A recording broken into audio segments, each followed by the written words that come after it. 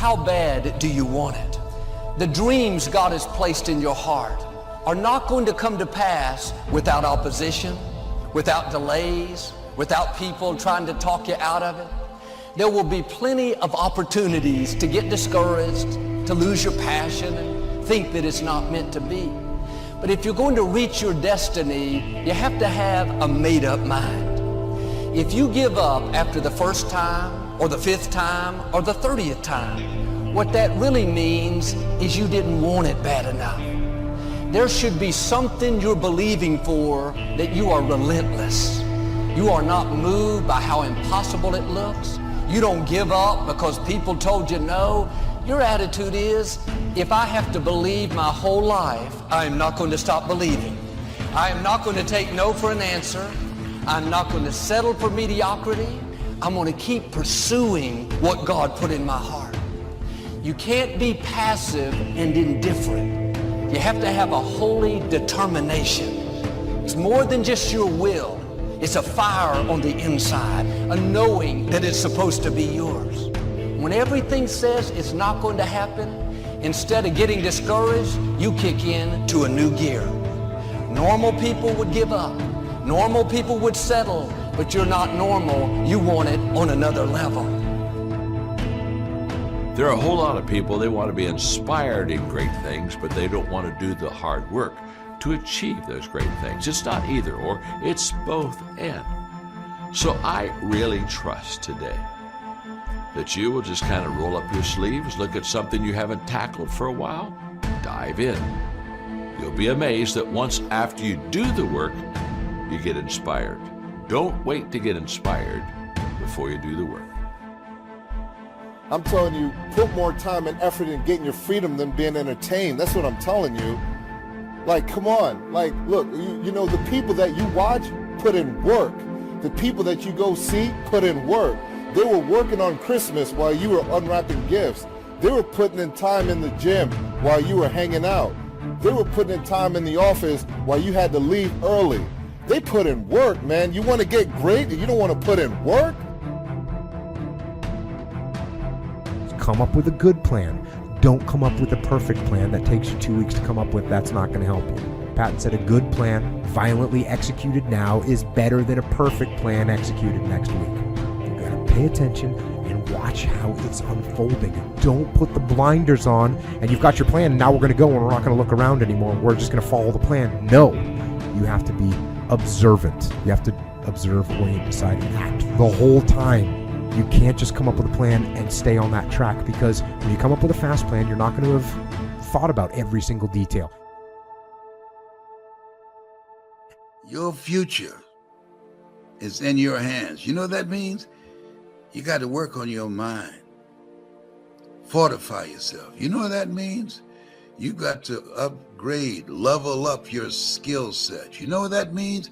That means you want to be in a community of collaborative, achievement-driven, supportive relationships that's going in your direction. You're supposed to evolve, not be the same way. We've been trained to be who we were not to be. And as a result, most of us are living a misplaced life.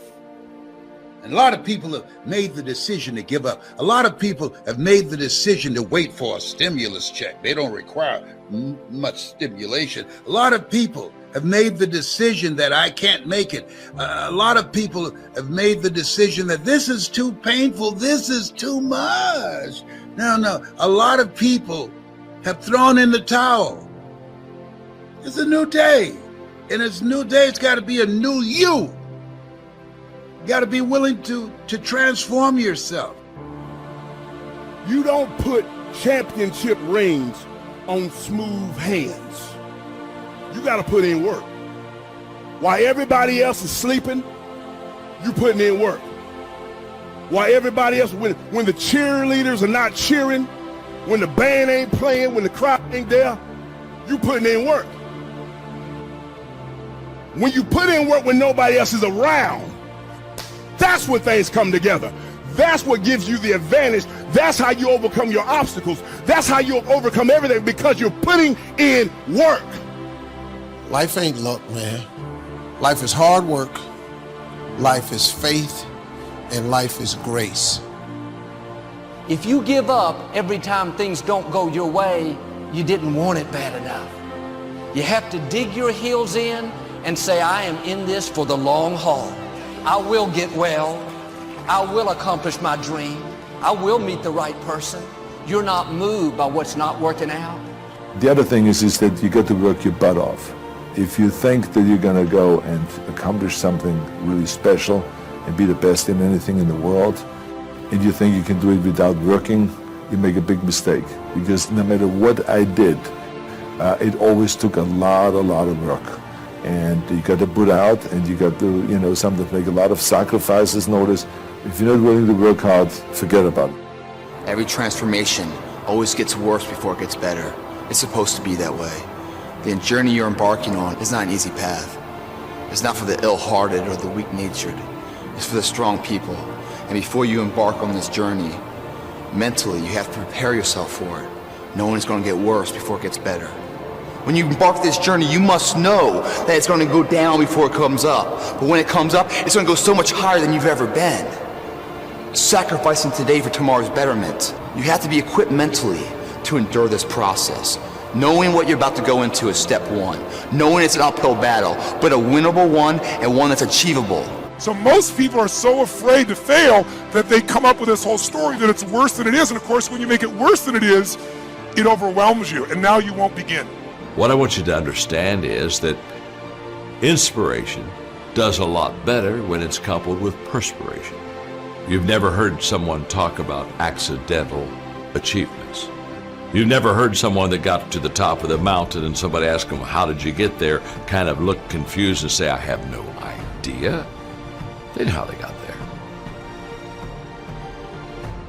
So, be flexible, but stick to the plan.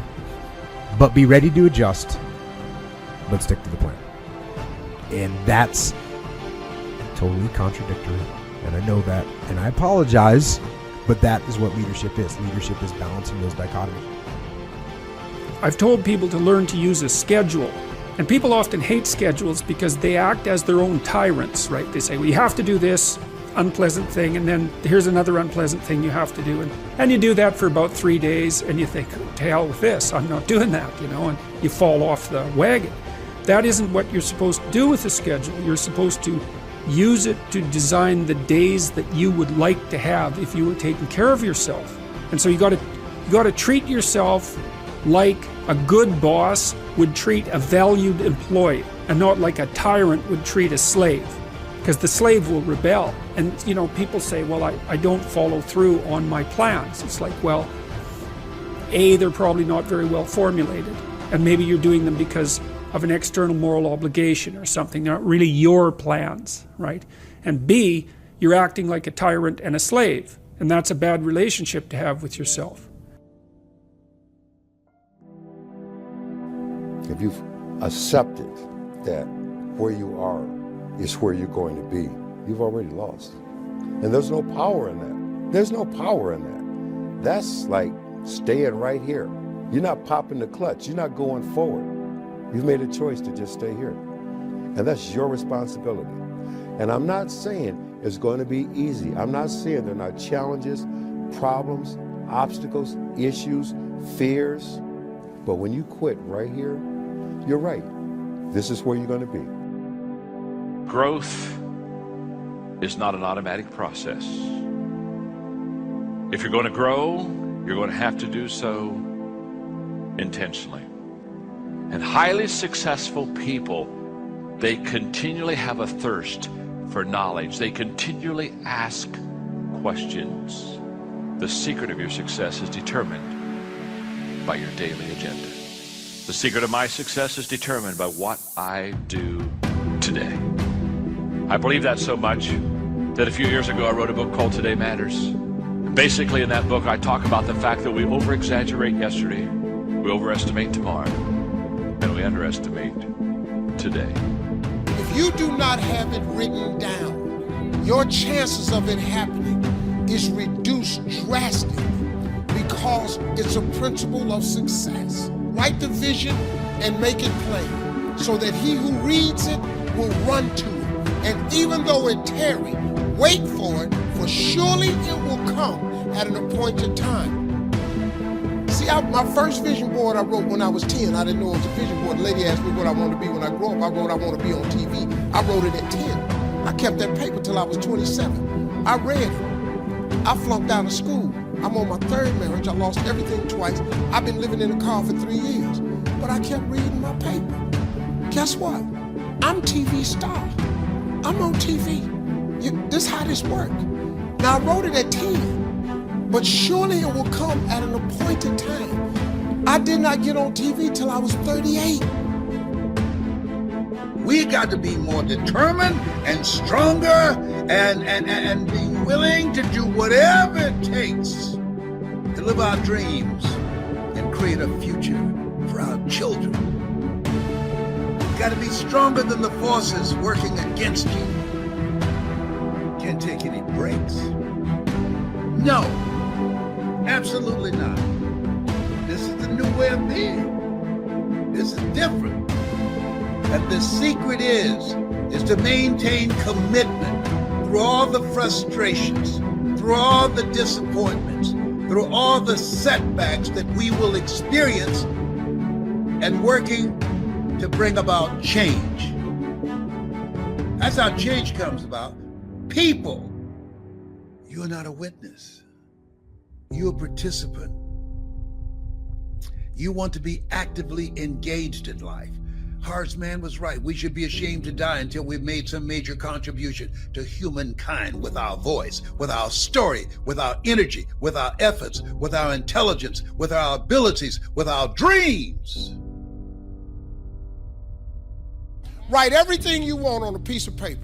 Everything. I don't care. Use your wildest imagination. If you can think it, you can achieve it. Write it on a piece of paper. Read it every morning and every night. Come back here 1 year from today and see how much of that stuff then came true. That's all successful people have it. If it's not written, you reduce your chances greatly of it ever occurring. People ask me, James, why are you working as hard as you work? Because I remember being broke. You know, being broke is a great motivator to never go back there. That's why I work the way that I work. I don't have to work the way that I work, but I work that way because I remember what it was like to sit around and wonder where the money was coming from. I don't want to live like that. I don't want to wait for my boss to decide I'm not necessary anymore. Not when I got an opportunity to be free. Are you serious? How bad do you want what God has put in your heart? Bad enough to outlast the opposition? Bad enough to overlook some insults? Bad enough to do the right thing when the wrong thing is happening? Do you want it bad enough to keep pursuing even when circumstances say it's not going to happen? Many of the difficulties we face, the delays, the times it's not fair, that's simply a test. This is what weeds people out. If you're overcome by problems, you let circumstances push you down, people talk you out of it, you're not going to have the strength or the courage to sustain where God is taking you. Don't have a weak mentality, have a warrior mentality. Ease is a greater threat to progress than hardship. Keep striving, never give up, fall down 7 times, get up 8.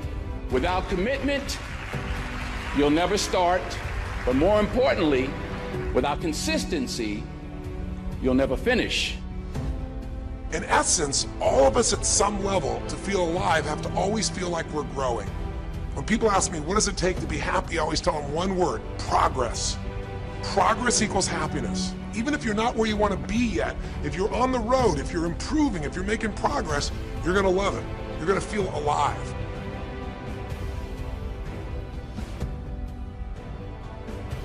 And so once you've embraced and decided that this suffering, this sacrifice you're making is an indicator of progress, it's an indicator of obsession. Suffering and sacrifice and hard work is an indication of progress towards our dreams. The lack of sacrifice, the lack of suffering in our lives, its removal, its non-existence also equates to a non-existence of a great life, a non-existence of a dream happening, a big one anyway. And so embrace the fact that you're going to have to sacrifice and suffer to some extent. Once you've embraced that it's going to happen, it's almost not that bad. It's kind of like those of you that are fit. We already know, and you already know even if you're not, you've sort of accepted that before you go to the gym and get there, you're going to have to suffer. And we go anyway. It becomes a habit. No one goes into a gym thinking, I'm not going to have to sacrifice or suffer. There'll be no discomfort or no pain. But millions of people go anyway, don't they, to the gym? On some level, they're suffering in the gym, whether it's breathing heavy or sweating or aches or pains or stress. You know, everything in the gym is a sacrifice, and to some extent, you're suffering, going through some pain. You know it before you go, don't you? Yet most of us go all the time. Yet in life, outside of that one area, most of us are worried about suffering. We're afraid of it. When we're suffering and sacrificing, we wonder whether it's worth it. We wonder whether we're supposed to. We wonder whether sacrifice or setbacks or suffering is a sign it's not our real dream. The indication of the pain and sacrifice and sweat, don't you feel better at the gym? You're like, wow, I really sacrificed today. I really suffered. So in that area, we all know to the extent we suffer and sacrifice is to the extent we grow. And your body is a metaphor for the rest of your life. But the rest of our life, every time we sweat, every time we sacrifice, every time we suffer, we don't do what we do at the gym. We start saying, well, wait a minute. Maybe I'm not supposed to be doing this. Maybe I'm not cut out. Maybe it's not my destiny. Maybe I just can't do it. Make a plan. Look at what you're interested in. Get disciplined about something. Allow for the possibility that you have something important to contribute to the world, and that the world would be a lesser place without that contribution. Don't be afraid of taking on responsibility. It's where you find what sustains you in your life. You can take on too much responsibility. You have to be cautious in that regard, but that's a less common problem than not taking on enough. Now, when it does come to planning, I think the most important part of a plan, the thing that makes a plan the most effective, is its flexibility. When you do the actual operation and you come up against unexpected things, which are absolutely going to happen, you have the flexibility, you have options, you have contingency plans to deal with. You got to have a plan. Everybody's got a dream. Everybody's got a goal. What's the plan? And your plan has got to have something I call the C5 complex. Your plan has got to be clear, concise, compelling, consistent, and committed. You've got to have a plan.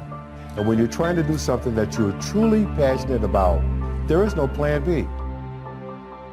A lot of the things that people regard as traps are actually the means to their life. You know, often young people are afraid of commitment, for example, in the context of a romantic relationship, and because they feel that that's going to interfere with their pursuit of something more valuable. But that's just not the case. You're not going to find something more valuable in your life than a committed relationship with someone that you love, that sustains itself across time, and that in all likelihood produces children. That's life. So don't be afraid of that, or be afraid of it, but don't let that stop you from pursuing it. When you see transition really start to happen, when you really want to transition into something, master, there's no limits. You know, don't let the world ever put limits on you. You can do anything you want to do, but make sure if you have a vision, make sure the vision is written. You know, make sure you have something to actually chase and not just hoping and wishing and all these different things. So put your plan together and then work the plan. Don't work somebody else's plan, right? That's one thing about the league. I love the league, but the league is somebody else's brand, right? You have to create your own brand yourself.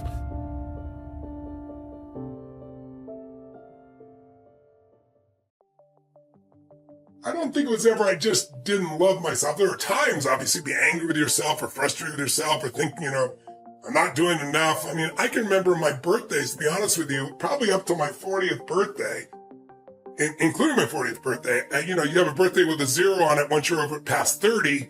You know, 35, sometimes 5 years on it as well. People look at their life differently culturally. And I used to think it was bullshit.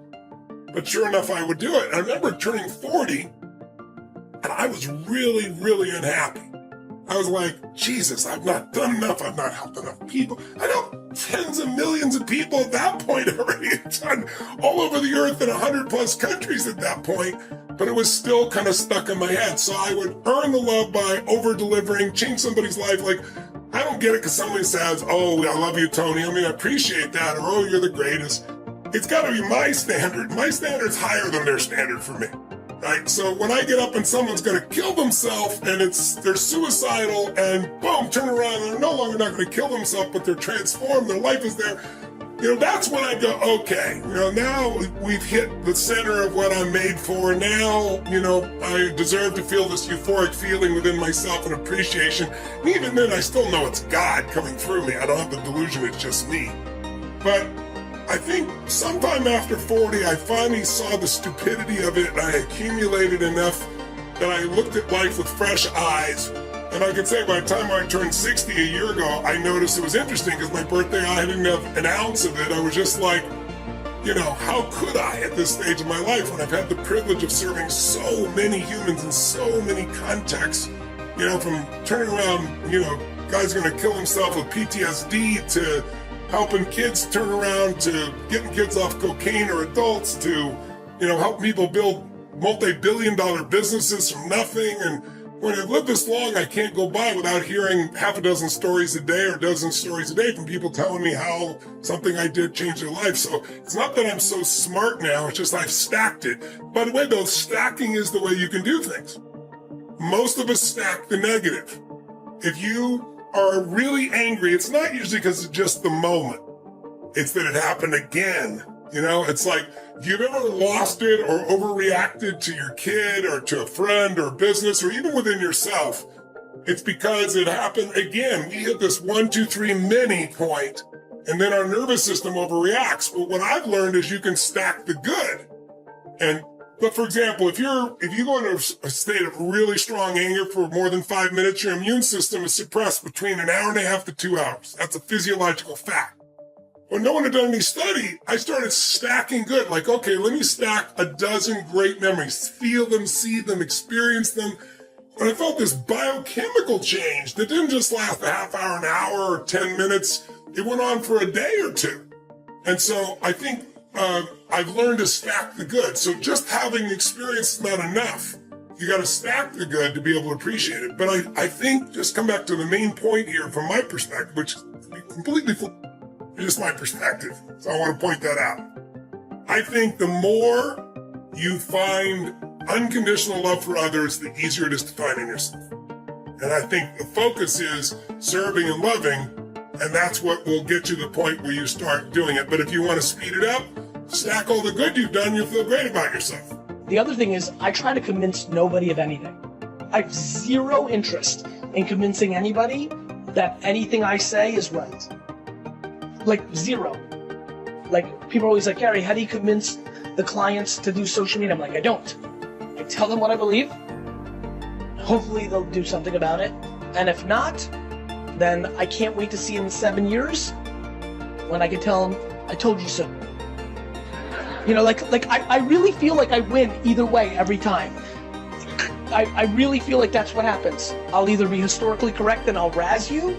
All these kids that are not signing with Vayner Sports right now, right? Because me and my brother have the sports agency, and we're coming in second a lot because they're enamored, but we're still new. And this agency that's been doing it for 40 years and did it for my favorite player feels like a smarter bet.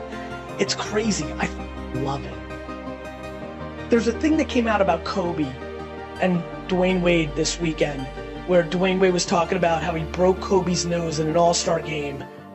And he's like, he called him like a day later, and Kobe was like, no, I love it. I love that you broke my nose. And everybody was just talking about how crazy Kobe was. And I was like, watching that video, I was like, I so understand that. The only thing I like better than winning a piece of business is losing it. I genuinely enjoy it more. The key to self-confidence is really simple. And this is absolutely, I've trained hundreds of thousands of people. I've spoken to millions of people around the world. I can tell you this, the self-confident people I know, whether they are athletes, school teachers, mechanics, parents, stay-at-home moms, you name it, they have a pattern of keeping promises they make to themselves. The groundwork of beginning to build self-confidence is to begin to keep the promises you make to you. And that's why it's important to begin to even make small promises. If you're going to get up at a certain time in the morning, not only do it, but then give yourself credit. Say, I did what I said I was going to do. If it's in your diet or your fitness, don't just eat the healthy foods. Go, I'm doing what I said I was going to do. You begin to build this reputation. If you're constantly being influenced and moved by what other people think about you, it means there's a deficiency in what you think about you. And so the key is not some, esoteric like belief system. It's a pattern of keeping the promises that you make to you. That's the groundwork of self-confidence for sure. And it is a pattern. When I meet people that lack confidence, I think, let me serve you. Let's begin to keep the promises you make to you. You're so worried about, there's this addiction to other people's approval in the world, right? It's the greatest addiction today. It used to be drugs. Before that, it was alcohol. There's all these addictions, sex addictions, whatever. The number one addiction in the world today is the addiction to other people's approval. And that's because we don't approve of ourselves. We don't feel a spirit, a universe, a God that we believe in that approves of us. And so my confidence comes from both my faith and in the fact that I keep promises I make to myself. That's the groundwork of all confidence. Think of this for a moment. Do you know that every living soul gets exactly the same amount of time? Exactly the same amount of time. Figure it out. You get all there is. A hobo sleeping under a bridge or on a park bench that has no material possessions, none, does nothing of any constructive nature. That person gets exactly the same amount of time as the most productive industrialist in the world. We all get exactly the same amount of time. So it's what we do with the time that makes the difference. Of the number of time management programs, almost everyone under the sun has time management programs. In fact, I made one time, spent a lot of money on it. And then I found out it was a dumb waste of time and money. Do you know why? Time can't be managed. I was having breakfast with Earl Nightingale one morning, and it was downtown Chicago, and I was going with him on a speaking engagement, and it was early in the morning. He said, "You want to meet for breakfast?" Whenever Earl Nightingale said, "You want to meet me?" I was there, and I always had some well-prepared questions. And I remember asking him, I said, "Earl, how did you learn how to master time management?" Yeah, we're having breakfast. I can still hear his fork hit the plate. He said, "What the hell are you talking about?" He said, "I've never mastered time management. Nobody masters time management." He said, "Time can't be managed." He said, "I merely manage activity." And he took a little card out of his pocket. And he said, "Every night before I go to bed, I write down 6 most important things I have to do tomorrow. These are goal-achieving activities. And when I wake up, that's what I start working on. And if I don't get them all done, I'll add them to tomorrow's list." He said, "You should have about 6. Now, if I have 3 that I didn't get done today, that doesn't mean I have 9 for tomorrow, like 6 plus these 3. Those 3 become part of the 6 you have to do the next day." When you wake up, you give all your conscious attention to do those things. See, you cannot manage time, but you can manage activity. You can manage your activities. Make certain that what you're doing really makes a difference. Make certain that you're spending your time on activities that are productive, that are taking you in the direction of your goal. This question is from Froso Marinu on YouTube. When your home life is less than desirable, it's not where you want to be living, but you're trying to break out, how do you not let the chaos around you affect your vision and drive? So this is a framing question. So what you want to do, this Tony Robbins asked this question. I think it's absolutely brilliant. How is the worst thing that ever happened to me the best thing that ever happened to me?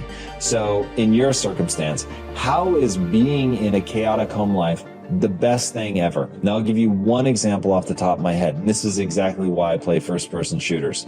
Can you learn to stay calm in the chaos? Because my friend, I have the chills.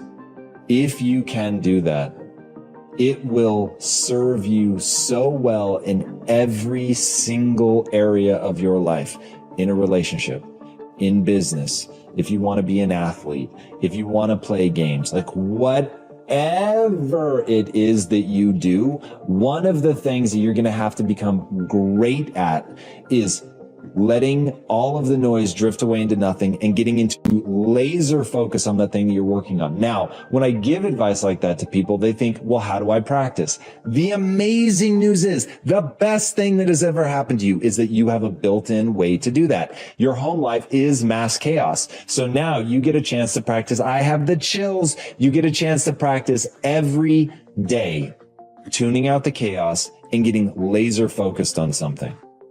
That's framing. Now, there are other ways, but that one is so powerful that I will end it there. Focus on that. It is practice every day. Thank God you're living in this chaotic environment. Man, congratulations. I'm going to share a little trick with you and all viewers.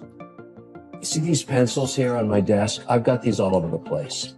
I got probably thousands of these. And I have this. This is the lowest tech thing you've ever seen, sticky note. During the day, here's one this morning, I write down things I have to get done. I know it's low tech. There's all kinds of software can do this for you. I don't care. I like pulling a pencil and simply writing down, oh yeah, I got to get that thing done, and just making that note. I learned this from a very successful person years and years ago, my mother. And this note just sits here all day, and at night, if I haven't finished, and usually there's 3 or 4 I haven't done, I look at it and say, okay, tomorrow I will get this done before anything else, before, I go online, before I read anything, I go watch television, before I make any phone calls or texts or anything. I'm gonna get this thing done. And I stick it on the mirror on the right-hand side. Number 1, record bass line for track 15. All right, so I found a piece of music that I recorded back in '89. I'm working on a documentary about watch dials, which I think you're gonna find interesting when I finally get it finished, but it needs the music so the editors can work with the beat of the music. And this thing I recorded in '89 does not have any bass, and I didn't play bass back then. Now I do, so I'm going to go back in the studio and lay down the bass track for track 15.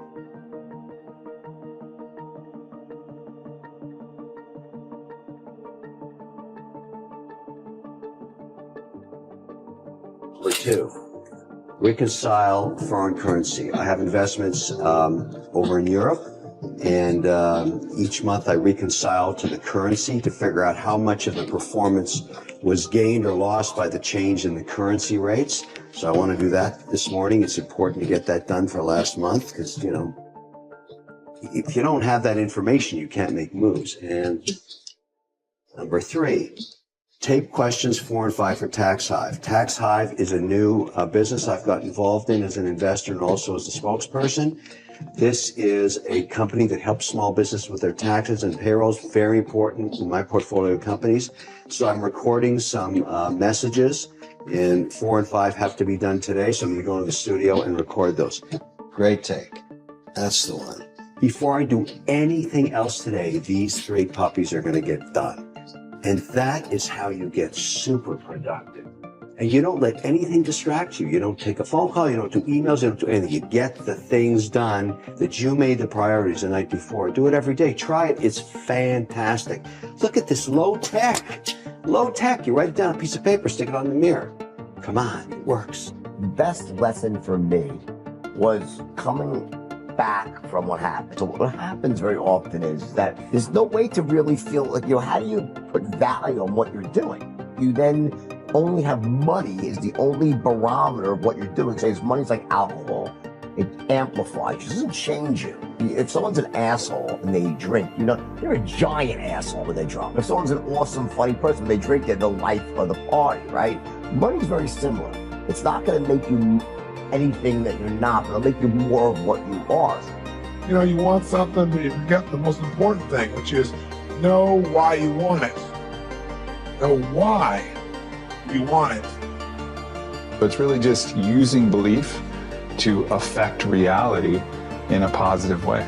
Fear is a dangerous obstacle in part because we may fail to admit its existence. Fear needs to be recognized and managed properly, or it becomes an anchor. And when you can see your life as a long journey, and that you know what it demands, then you'll stay the course. And my point is take accountability for your actions. You can take all the credit in the world for the things that you do right, as long as you also take responsibility for the things you do wrong. It must be a balanced equation. You don't get it one way and not the other. You get to take credit when you also take accountability.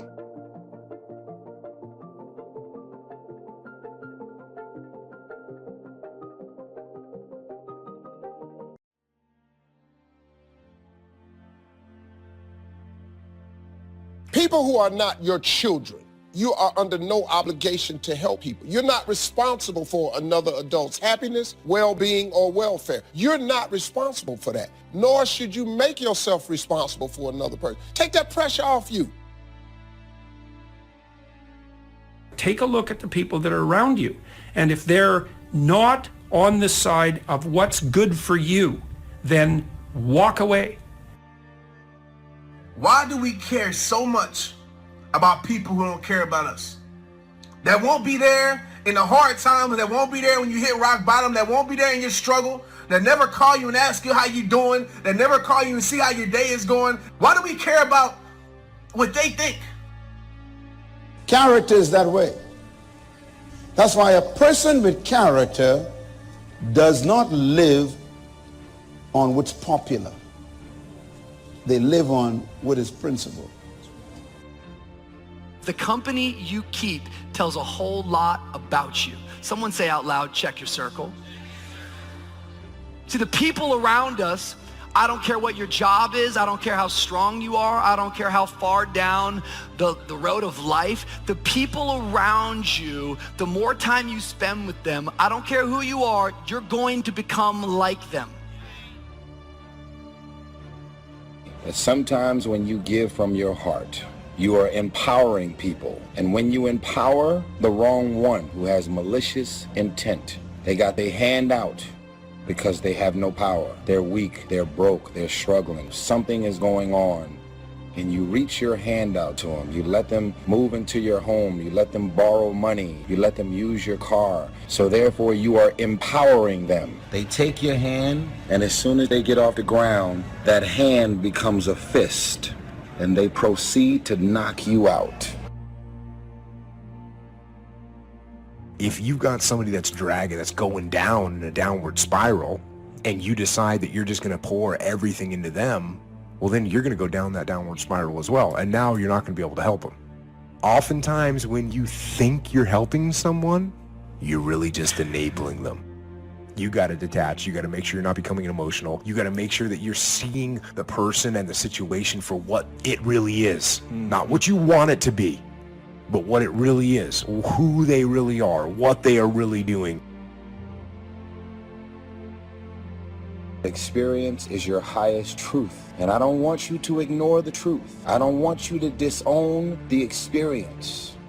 There was an open hand from your heart to help somebody get on their feet. And once you took their hand, they took that same hand that you helped them get up with, turned it into a fist, and tried to figure out a way to knock you out.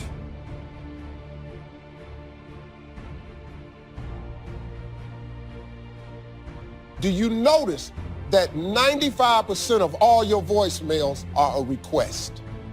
Don't you become the 911 in everybody's life. Just stop. Release yourself from the pressure. Now her number, I would just block her number. I just learned how to block numbers. Did you all know that? It's the greatest, oh my God.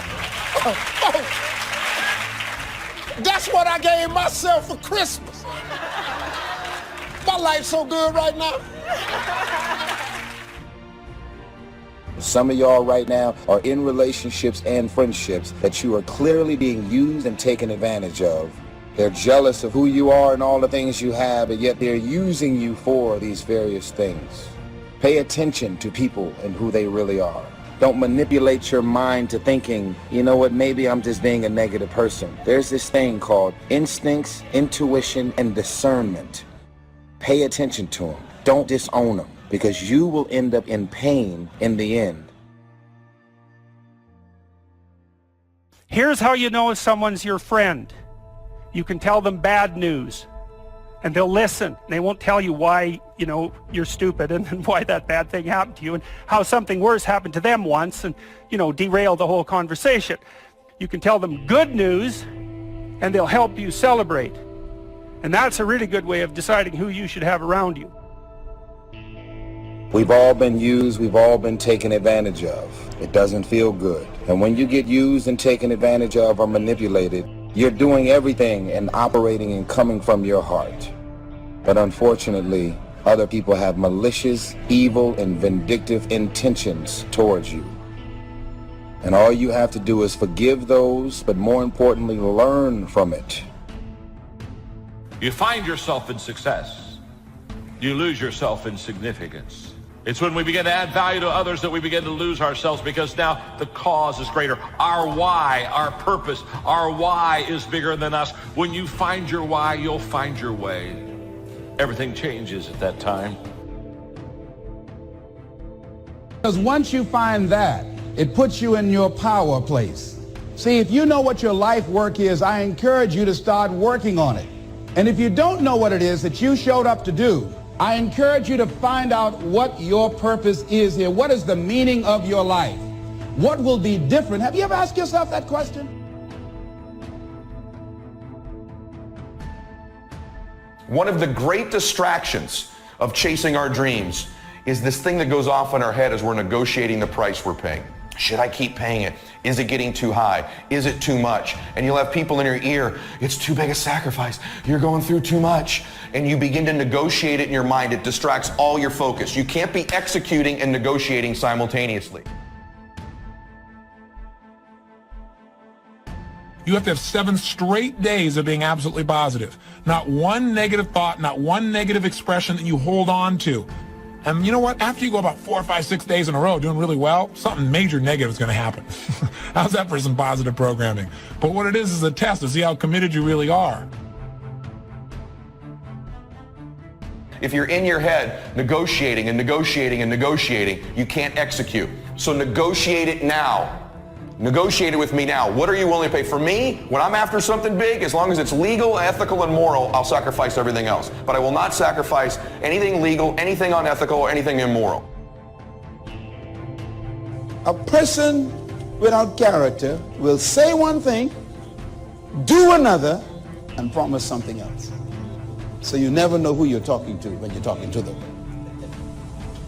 No character.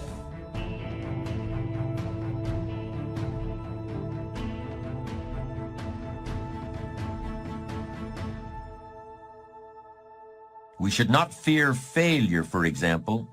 Anyone can fail, and virtually everyone does at one time or another.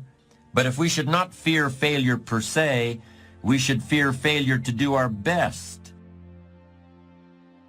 Do not cast pearls before swine. A very, very harsh statement, right? But what it means is, if you're offering words of wisdom to someone in the genuine attempt to help, and they treat that with contempt, then shut up.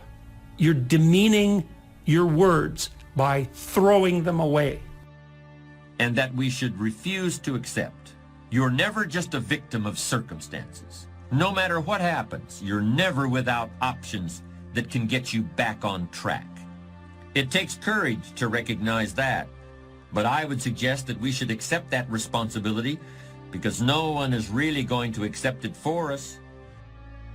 I wanted everybody to like me. I wanted to be perfect the first time I did something. It's not going to happen.